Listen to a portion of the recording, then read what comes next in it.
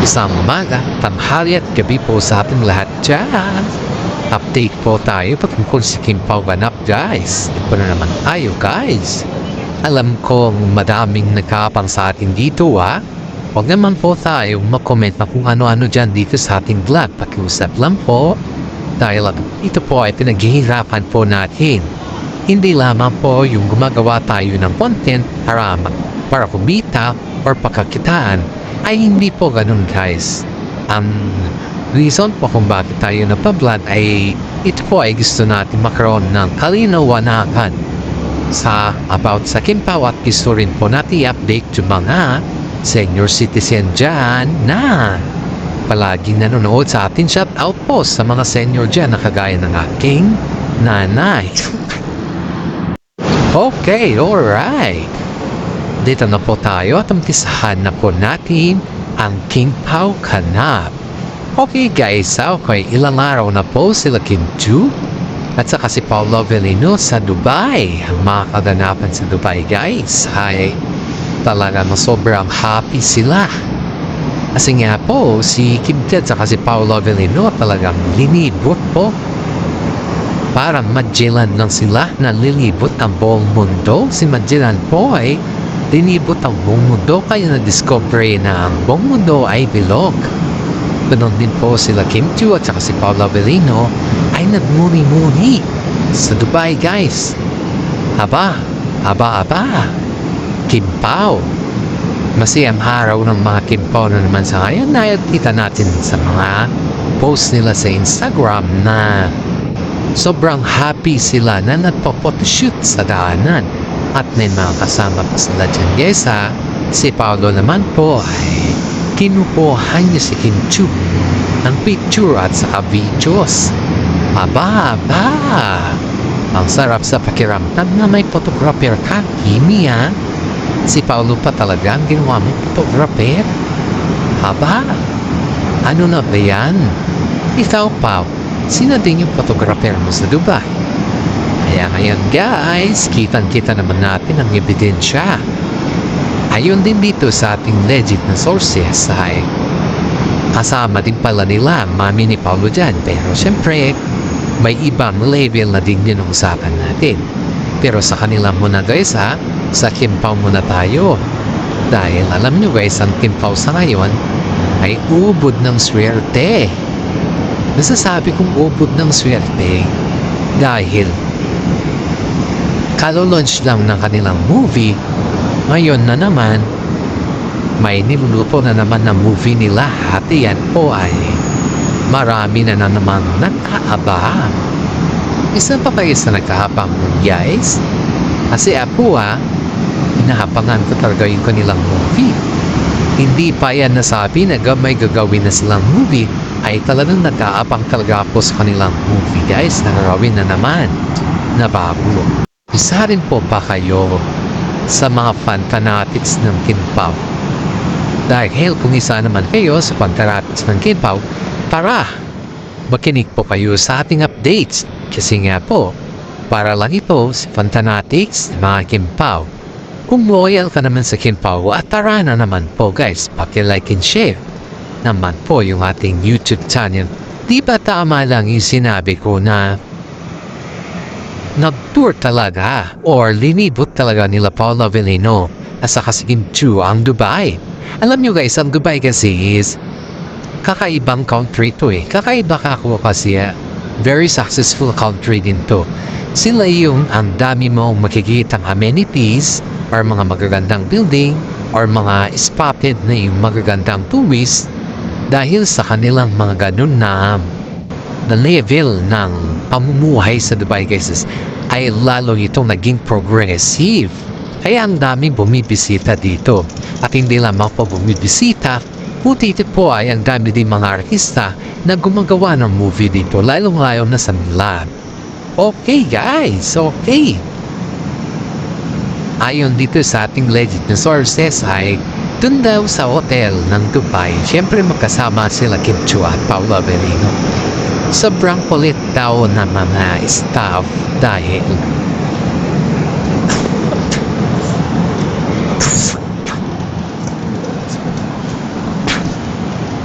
Sorry, may ubo kasi ako guys. Sorry. Sobrang kulit daw yung mga staff dahil sila Paolo Avellino at saka si daw guys ay ayaw daw nila na isa lang yung hotel na tinutulugan nila. Kumbaga isang room ba. Pero no choice daw sila kasi sobrang mahal daw yung room sa Dubai. Kaya ang ginawa nila, kasama na nila yung mga staff at isang room na lang yung kanilang kinuha. May mga napansin daw yung mga staff kila Paolo Avellino at saka si Ginto kasi may mga time daw guys ang sulam nila na silang dalawa lang yung may moment. Aba, kung gano'n naman talaga na silang dalawa lang may moment, ano sa tingin ninyo ang meron sa kanila? Kasi nga po guys, ang daming nagsasabi na si Kimi po ay hindi siya basta-basta umaamin. Tama po yan guys yung sinabi nyo na hindi siya basta-basta umaamin. Kasi lahat naman po kasi dito guys ay puro lang tayo obserbasyon sa kanya. Pero in fairness ha, si Paolo Avellino po ay umaamin to. Kahit sabihin ni Kimi na umaatras si Kimi sa pag-aamin, pero may isang tao pa rin na umaamin sa kanila. Sabi nga ni Pao, what you see is what you get. Just live it. Oh my God. Oh my God. I feel the happiness para sa Kim Pao. At ito pa guys, habang naglalakad daw sila Kimi at si Paolo Avellino dun sa Dubai, sobra yung holding hands nila. Yung talagang kapit na kapit sila sa isa't isa. Yung linta ba? Alam mo yung linta? Leech sa English na.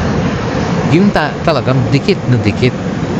Then natatanggal lang ang linta kapag yan ay tinanggal mo talaga. Pero pag yan ay hindi mo tinanggal, talagang dikit na dikit guys. Diyan mo makikita na yung katotohanan sa kanila ay binubunyag na rin nila.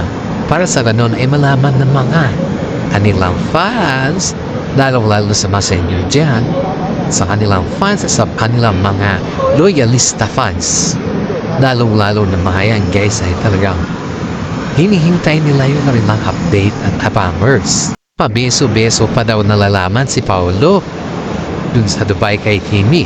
Kasi hindi naman po ginagawa ni Paolo yan noon eh. Pero sa ngayon guys ay kitang-kita natin yung kabaguhan. Nagbabago naman kasi yung weather eh. Kapag ikaw ay medyo okay or something, alam mo, napakagaan sa pakiramdam ba? Diyan mo talaga makikita na si Paolo Avellino ay napakaswerte kay Kim 2. Ayaw niya dito kay isang content creator or isang vlogger. Huwag na natin sabihin yung pangalan niya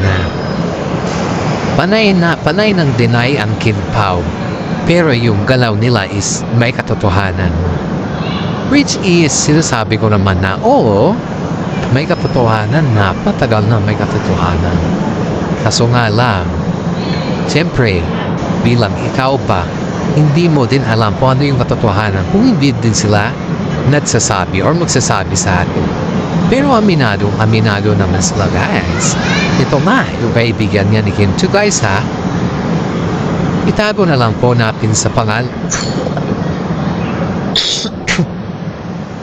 Tago na lang po natin sa pangalang Marie. Itong si Marie na to, kaibigan po ito ni Kim 2. Gustong-gusto daw niyang sumama sa Dubai kasi nga daw gusto daw niya makasama si Paolo Avellino. Pero itong si Kimi po ay parang may nagsasabi na bubulong-bulong ata sa kabulungan ata sa kanya na baka kasi pag-isama po pa yan may tension. Kasi itong si Marina po guys na barkada ni Kimi, may masamang ugali ito. Kumbaga is kapag may tension, mas lalong tumitensyon ang lahat. Yan yung sinasabi natin na hindi siya yung tao na very open-minded or very widening yung kanya pag-iisip. Wala po siyang ganun guys, kundi ito po yung klaseng tao na ang kanyang paninindigan sa sarili. At pag kinaaway mo siya, aawayin kanya. Ganun po siya. Hindi po yung gaya ng mga iba. Pero kung iisipin natin guys na mabuti siyang tao, mabuti daw siyang tao. Yun nga lang kasi pag may tensyon is kargang sasabog ang lahat. Kaya, at saka, hindi lang yan guys. May pagtingin din ito kasi kay Paolo Avellino. Matagal na siyang may pagtingin kay Paolo Avellino. Kasi nung time daw na ito ayon dito sa ating legit na sources nung time daw na yung pumunta lahat mga asap sa California, sa US California noon, meron din si Marie Jan that time guys kasi kwan siya ABS-CBN siya yun daw nila, dun daw siya napaamin pero hindi niya inamin sa harap-harap ni Kim Chiu kundi inamin niya sa iba nilang kaibigan at yung iba naman nilang kaibigan syempre magkakasama sila sa Instagram. Doon niya pinost yung feelings ni Marie kay Paolo Avellino. Kaya na po si Ogie Diaz nun ay nagkaroon ng blind items about kay Marie pero hindi naman niya binanggit ang pangalan. Itong si Marie na to guys is may edad na ito Parang siguro nasa 30 plus na din or mad na sa 40 na. Ang ganda nitong tao guys, maganda siya. Pagdating naman sa pinatunayan sa loob ng showbiz, may pinatunayan na to kasi matagal na siya sa loob ng showbiz Halos nauna pa nga ito kaysa kay Kim Chiu Nauna pa ito kaysa kay Kim Chiu guys, kaya ito si Kim Chiu, halos respeto niya si Marie bilang isang kaibigan. Pero si Marie naman guys, hindi naman siya yung pagdating sa may gusto kay Paolo Avellino, hindi naman siya yung nang-ahakit ba, kundi pinaramdam niya lang talaga na crush niya si Paolo Avellino kasi nagustuhan daw niya yung paano umakting si Paolo. Yan lang daw yung katotohanan dyan guys kasi yan din sabi niya nung siya po ay lasing at inamin niya yan sa mismo kaibigan nila Kim Chiu.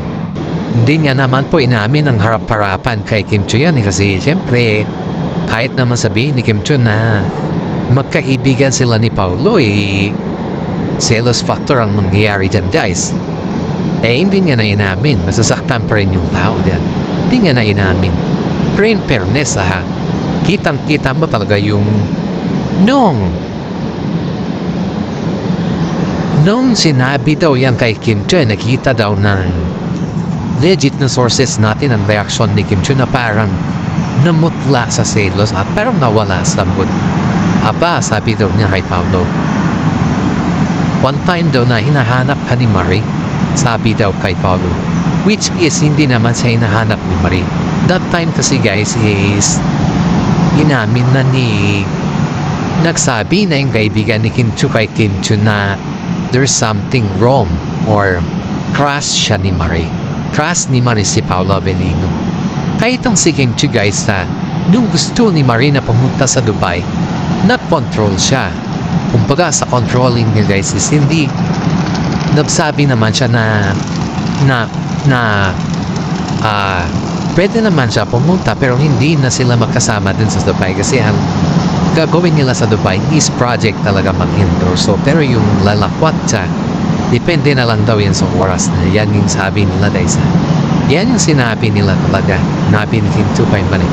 Kaya itong si Marie, syempre, alam mo na, babae naman si Marie, alam nila kung anong company Marie dun. Kasi nakarating na po kay Marie, nakarating na po kay Kim Chiu yung sinasabi ng mga kaibigan nila na tapungkol sa kanila na crush si Paolo Avellino.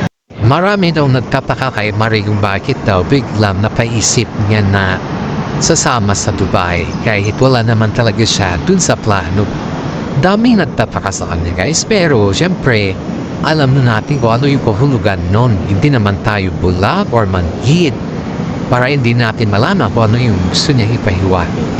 Pero of course guys, kitang-kita naman natin yung katotohanan dun na sa kabila ng lahat ng pagsisikap daw ni Marie, napansin ni siya ni Paolo Avellino, ay yun po ay napansin din ni Kim Chiu sa kanya. Sabi nga daw po ni Kim Chiu sa kanya na hanggat maaari ay wag daw siyang gumawa ng mga bagay-bagay na ikakapahamak niya. Kasi nga po, si Kim Chiu naman guys hindi naman siya stricto kay Paolo Avellino.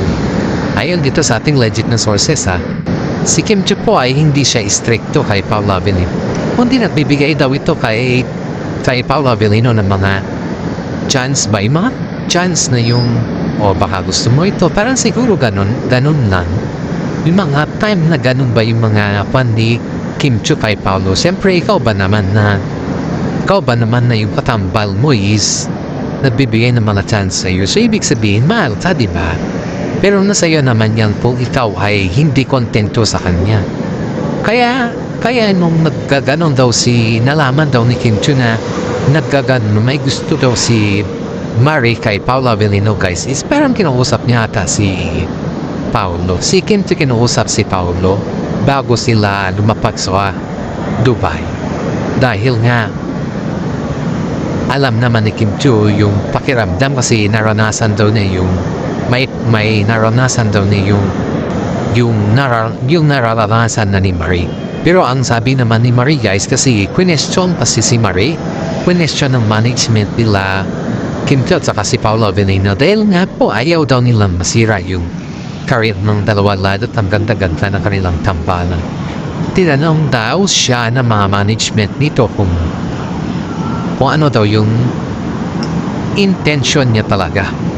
Sabi naman daw ni Marie na wala naman siyang intention kundi nagsabi lang daw siya ng feelings niya kay Paolo Avellino at hanggang doon na daw. At kung tapusin natin guys is siguro tama naman siya na nag-express lang naman siya ng feelings niya. Pero sa mga mata kasi ng mga ibang tao guys is parang nanggugulo na siya sa tambalan ng ibang tao. Wala namang nanggugulo sa tambalan ng ibang tao kundi ginawan lang daw siya ng issue. Pero ang katotohanan ay may pagtingin siya kay Paolo Avellino ng mata. Yun talaga yung katotohanan guys. Kaya nga po sabi ni Marina, tao lang tayo at humahanga din sa kapwa natin tao. Sa mga hindi nakakaintindi sa ating feelings, sabi daw niya, ay bahala kayo, hindi ko kailangan mag-explain sa inyo. Pero daw si Maria si guys, kaya itong si Kim Chiu ay gusto man niya sana kausapin si Marie. Pero sinabi ng kanilang management na hindi na daw kailangan na usapin sa ni Marie. Kasi nga, umamin naman daw si Marie na may pagtingin siya kay Paolo Avellino at hindi naman ko siya naninira ng tambalan ba. Kaya sabi ng mga ibang tao na para walang gulo huwag na lang kumprontahin si Marie kasi wala naman tayong magagawa dyan guys. May pagtingin si Marie kay Paolo Avellino, hindi naman natin pinagpapawalan yan. Saka wala naman nagpabawal na humanga ka sa may karelasyon na, di ba? Ang bawal lang talaga yung manggulo ka sa may relasyon na makakaugnayan na, di ba? Yung sa relasyon, kapag nanggulo ka, yun talaga yung doon pa na mag-react. Pero sa ngayon naman guys is hindi naman ganun daw si Marie. Ayaw dito sa ating legit na sources. Kaya niisip pa naman karamihan na kapag lalo daw pinapalapit ni Kim Chiu si Marie kay Paolo Avellino guys is baka siguro magkaroon ng alam mo na. Kaya this is for today guys. Sana magustuhan niyo po yung ating content. Paki-like and subscribe naman po. At paki-share na din po yung ating YouTube channel. Shout out sa mga fan fanatics natin dyan na palagi nanonood, sumasabaybay sa atin. Shout out po sa mga senior citizen na special po sa atin. Sa mga nanay at tatay natin dyan, shout out po. Lahat po na nagkikinig sa atin sa Kimpaw Tambalan, Solid Kimpaw, At sa mga Kim Pao fanatics po, maraming salamat at God bless po sa inyo.